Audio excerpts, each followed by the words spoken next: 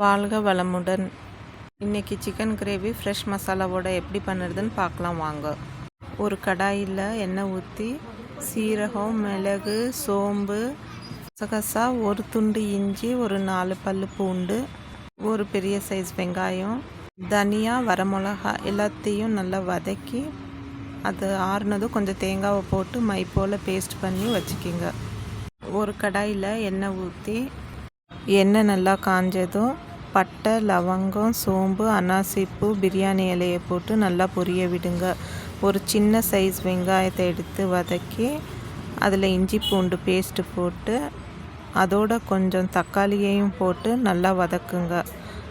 ஒரு கைப்பிடி அளவுக்கு கொத்தமல்லி, புதினா, கொஞ்சமாக கருவேப்பிலையை போட்டு சிம்மில் வச்சு நல்லா வதக்கி அதோட கொஞ்சம் மஞ்சத்தூள், உப்பும் போட்டு நல்லா வதக்குங்க.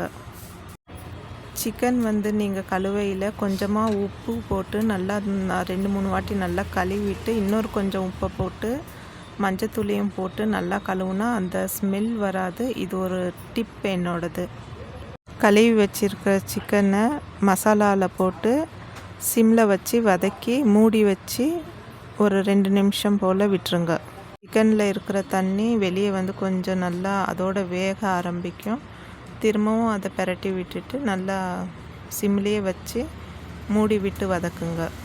ஒரு 2 நிமிஷம் ஆனதும் அரைச்சி வச்ச மசாலாவை இந்த சிக்கனோட போட்டு உங்களுக்கு உப்பு தேவையான அளவுக்கு ஆல்ரெடி நம்ம போட்டிருக்கோம், இன்னும் கொஞ்சம் தேவையான அளவு உப்பு போட்டு சிம்மில் வச்சே நல்லா கொதிக்க வைங்க. குழம்பு எது செய்கிறதுனாலும் நம்ம கொஞ்சம் சிம்மில் வச்சு செஞ்சோம்னாக்கா அது கொஞ்சம் ருசியும் நல்லாயிருக்கும். ஜல்தி ஆகணுமேன்றதுக்காக ஸ்டவ்வை ஹையில் வச்சு நீங்கள் செய்யாதீங்க.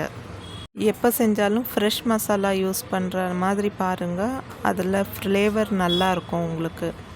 இது சிம்பிள் அண்ட் டேஸ்டி ரெசிபி. செஞ்சு டேஸ்ட் பண்ணி பாருங்கள். உங்களுக்கு வேறு ஏதாச்சும் ரெசிபி வேணும்னா கமெண்ட் பண்ணுங்கள். தேங்க்யூ.